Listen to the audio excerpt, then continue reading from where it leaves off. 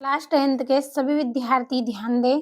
अगर आप अर्धवार्षिक परीक्षा में 75 में से 70 अंक हिंदी में लाना चाहते हैं, तो पूरा वीडियो आप लास्ट तक देखें। मैं आपको 9 दिसंबर के लिए 3 सेट दूँगी। 3 सेट हमारे रहेंगे। आप यहाँ पे देख सकते हैं कि सेट ए है और ये आपका सेट बी है और ये सेट सी है। तो अगर आपको वास्तव में लाना है हिंदी में 70 अंक, तो पूरा वीडियो आप कंप्लीट करके जाएँ। तीनों सेटों के वीडियो आपको कंप्लीट करना है। फुल सॉल्यूशन के साथ आपकी क्लास रहेगी। तो चलिए शुरू करते हैं। पहला प्रश्न, तो सही विकल्प चुनिए। पहला है, नवाब साहब ने खीरे की फाकों का क्या किया? खिड़की के बाहर फेंक दिया था। जो खीरे की फाकें थी उनको खिड़की से बाहर फेंक दिया। दूसरा है, वाच्य के कितने प्रकार होते हैं? 3 प्रकार होते हैं वाच्य के। तीसरा है, बाबूजी किसका पाठ करते थे? तो बाबूजी रामायण का पाठ करते थे। देखिए, आपका समय बचाना था इसलिए मैंने पूरा पेपर पहले ही तैयार कर लिया है। चौथा है, प्रगतिवाद के कवि माने जाते हैं? रामधारी सिंह दिनकर माने जाते हैं। पांचवा है, विनय पत्रिका के कवि का क्या नाम है? तो तुलसीदास इनका नाम है। छठा है, वीर रस का स्थायी भाव है? तो वीर रस का स्थायी भाव क्या है? उत्साह है। और आपको इस वीडियो की डिस्क्रिप्शन में नंबर मिलेंगे। तो अगर आपको पीडीएफ लेना है तो उन नंबरों पे आप कॉल कर लीजिए, आपको पीडीएफ मिल जाएगी। क्योंकि पीडीएफ आपके लिए हमने तैयार की है, तो आसान और सरल भाषा में आंसर आपको मिलेंगे। तो नंबर मैं वीडियो के डिस्क्रिप्शन में आपको दूँगी, आप कॉल कर लीजिएगा। तो दूसरा प्रश्न है, रिक्त स्थानों की पूर्ति कीजिए। पहला है, कृतवाच्य में क्रिया डेडेश के अनुसार होती है? किसके अनुसार? कर्ता के अनुसार। दूसरा है, भोलेनाथ का असली नाम डेडेश था? तारकेश्वर नाथ। तीसरा है, सूरदास के गुरु डेडेश थे? सूरदास के डेडेश गुरु थे? कौन थे? वल्लभाचार्य। तो आसान और सरल भाषा में यहाँ पे आपको देखिए सभी के आंसर मैंने रिक्त स्थान की ओर। चौथा रिक्त स्थान है, सोटा छंद में डेडेश चरण होते हैं? कितने चरण होते हैं? 4। अगला है, श्रृंगार रस का स्थायी भाव डेडेश है? तो श्रृंगार रस का स्थायी भाव क्या है? रति। और नेताजी की मूर्ति डेडेश की बनवाई गई थी? किसकी? संगमरमर की बनवाई गई थी। संगमरमर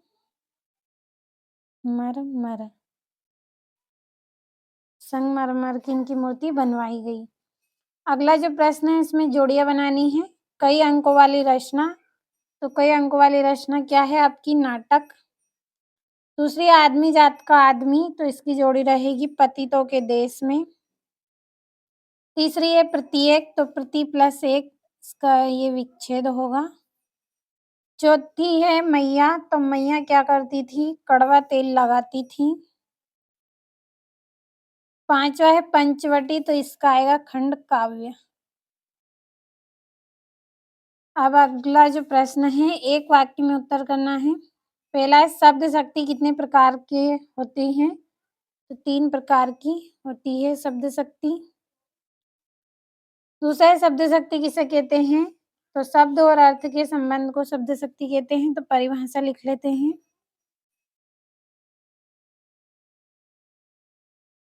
शब्द और अर्थ के संबंध को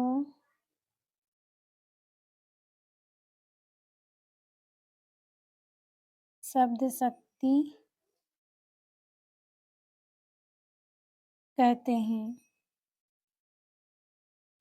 तीसरा है, भोलेनाथ सिसकाना क्यों भूल गए? साथी बच्चों को खेलता देखकर।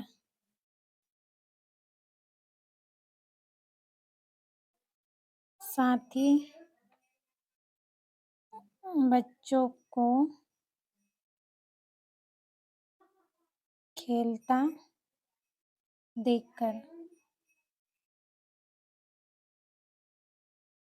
देखकर सिसकाना भूल गए। चौथा है, कड़वी ककड़ी सा क्या लगता है? योग का संदेश।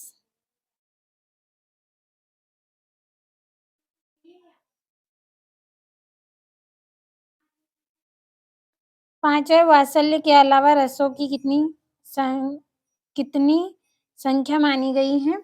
कितनी संख्या मानी गई है? 9। छठा, हिंदी का सर्वाधिक लोकप्रिय विधा कौन-सी है? कहानी।